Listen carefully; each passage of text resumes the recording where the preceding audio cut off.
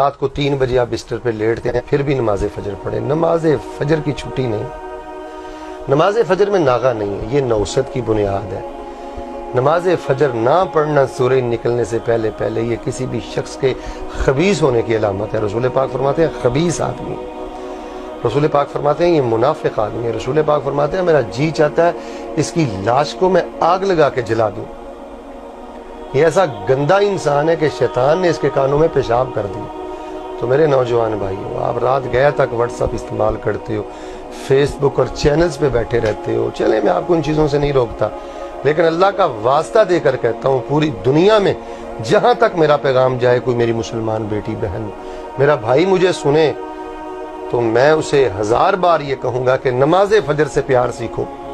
اس وقت رویا کرو, فجر کی سنتیں پڑھا کرو. مالدار وہ نہیں ہے جو ملک کا وزیر اعظم ہے, مالدار وہ نہیں ہے جس کا ڈالروں میں بینک بیلنس ہے, ایسا نہیں ہے. مالدار وہ ہے جو صبح کی نماز سے قبل 2 سنتیں ادا کرتا ہے. دنیا اور دنیا کے خزانے بھی ایسے شخص کی عظمت کا مقابلہ نہیں کر سکتے جو صبح کی 2 سنتیں فرض سے پہلے ادا کر لیتا ہے.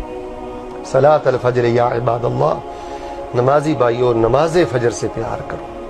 اس میں خیر ہے, اس میں برکت ہے, اس میں حفاظت ہے, اس میں صحت ہے, اس میں اجر و ثواب ہے, اس میں قیامت کے دن کا نور ہے. یہی آپ کی جنت ہے, یہی آپ کی کامیابی ہے. کائنات کا بد نصیب انسان ہے جو بلا وجہ روزانہ نماز فجر جماعت سے نہیں پڑھتا, سورج نکلنے سے پہلے نہیں پڑھتا. اللہ ہم سب کی یہ غفلتیں دور کر دے, اس نور کے وقت ہمیں رونے کی توفیق دے دے. اللہ جن گھروں میں یہ غفلتیں ہیں اللہ ان کو وہ غفلتیں دور کرنے کی توفیق دے دے.